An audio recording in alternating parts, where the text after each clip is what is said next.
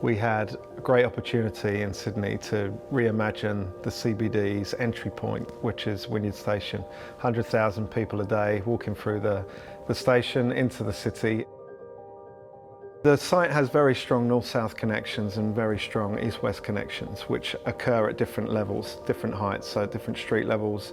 And really solving that and bringing that together has really unlocked Brookfield Place and made it what it is today. The design solution was to actually take the core and stop it really short of the ground to allow people to travel underneath those lifts that are serving 27 stories above. We worked with the structural engineer to create a buttress structure, so a Gothic cathedral of today, which was taking that shear load out of mezzanine and transferring that so that the building doesn't fall over.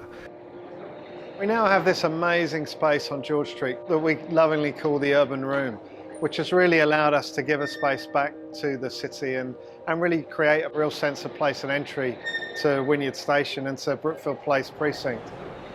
Here in the lobby we've used this really amazing stone from Italy called Calcutta Oro, and what we've done is actually stitched it together so that it appears to be one piece of very large marble, painstakingly put together on the computer before we cut the pieces of stone and put them into position.